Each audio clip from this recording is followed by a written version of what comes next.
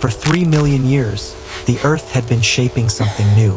Not a beast of raw strength, nor a master of the skies, but a creature defined by its vulnerability and its stubborn will. This is the Pliocene epoch 3.2 million years ago. This is Africa, not the lush paradise of imagination, but a sun-baked canvas of endless, hostile savanna, where the only certainty is change, and the most precious commodity is silence. Look closely. What you see is the absolute origin of our journey. We are witnessing the time of Australopithecus afarensis, the generation that first truly stood upright, not for speed, but for efficiency, to see over the tall grasses, and to endure the unendurable. Our story begins in the depths of a brutal, unforgiving drought that has squeezed the life out of the continent, turning rivers into cracked scars and hope into dust. First, there is the silence of the earth. Then, the sharp, dry hiss of the wind. A short, powerful female Luma is hunched over a crack in the red earth. In her hand, she crushes a single, brittle hibiscus leaf, drawing a final, desperate burst of air from its fibers. This is the purity of skill, born not of knowledge, but of need. Her small, powerful feet, already evolved to carry her far, shuffle on the iron-hard ground. She carries a bundle of dry roots, all that remains of her tribe's scant reserve. This is the era of thirst. Water is life, but life is receding, drawing back into the depths, taking hope with it. The tribe, a small, exhausted group of perhaps 15 souls, moves slowly, burdened, across a landscape where the sun is a brutal, unrelenting judge. We can see the exhaustion in the broad shoulders of Kava, the tall, imposing male leader of the group, and the despair in the eyes of the others. The first cruel blow is delivered by the heat itself. An old male collapses, his mouth agape, his tongue dry, his breath a weak, desperate sound.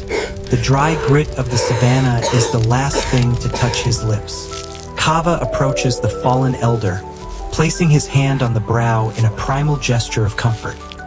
A shared acknowledgement of the fight, the effort, and the final defeat. Strength must overcome pain, but Kava shakes his head. They cannot stop. They continue their march, circling the motionless body, leaving the silent tragedy to the dust. The cost of survival is absolute. Kava and Luma share a sharp, silent glance. Danger is not just in the air, it is in the dust.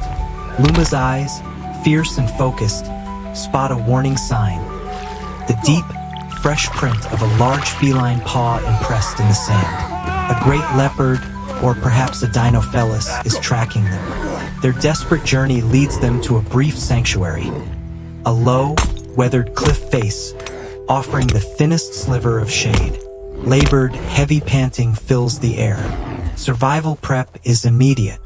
Luma, the pragmatist, carefully strips a piece of porous bark from a fallen log. A makeshift trough, a sponge.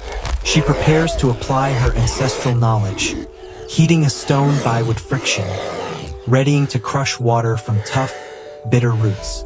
She sees another female cough, feverish, succumbing to the heat, helplessness in its purest form.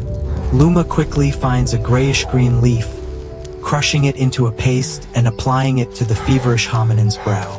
Tiny acts of medicinal defiance against the vast power of the drought. Meanwhile, Kava gathers the strongest young males. They clutch sharp-edged cobbles, their new, defining tools, the technology of the old one. He gives the command with a low, guttural urgency. Go seek life. The hunting quartet moves out, their shadows long and thin. Kava halts, sniffing the air, the scent of fresh scat. He looks up. High above, stretched along a withered acacia branch, lies the great leopard. Its yellow coat is perfectly camouflaged in the heat haze. The standoff. Kava's eyes meet the leopard's. Both are starving, both are desperate. There is no moral code here, only the sharp principle of survival. The cat shifts its weight. A gentle, dry branch snap. Kava throws his razor-sharp cobble in a blur of focus speed. It narrowly misses the cat's head, embedding in the trunk with a decisive thud. The cat flinches, startled, and vanishes into the tall grass. A temporary, nerve-wracking victory. The relief is short-lived. The hunting quartet moves on, only to find a meager, black mud puddle, where Kava's own distorted reflection wavers in the thick, black sludge. Disappointment is a heavier weight than the sun. The tribe's fragile peace is shattered by a chorus of sudden, fierce screams. The surprise attack. A group of thin, aggressive rival Australopithecus afarensis, a desperate tribe of fire, bursts from the scrub.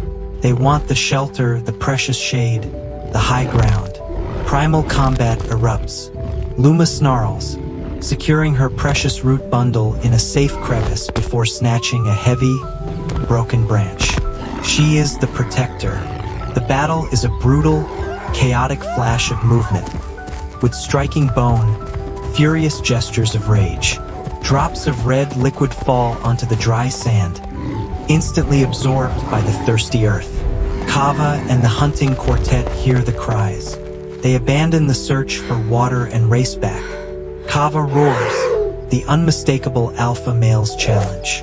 He slams his sharp Oldowan stone tool down onto the arm of the enemy leader with a sickening crack. The wounded enemy retreats, glaring back with raw hostility. Luma's tribe is battered, bruised, but whole. Victory through unity. As the sun sets, casting deep reds and purples across the exhausted landscape, Kava makes his decision. He leaves alone. He knows the tribe cannot last another day. This is the climax, the desperate journey. We go now. Kava follows a subtle, elusive scent the wind has been carrying. He moves past a massive, bleached mammoth skeleton, a chilling reminder of all life's vulnerability, until he spots the sign. An area of deep scooped earth, where larger, stronger animals had dug futilely for moisture. He begins to dig frantically, dry sand flying up around him, his ragged breathing filling the night. He digs over a meter deep. In vain, he slumps, ready to surrender to the void. But then, the image of Luma's fierce, protective eyes, and the tribe's absolute dependence, floods his mind. With one last surge of energy, he drives the stone cobble down hard. A sharp, powerful crack of stone hitting something wet.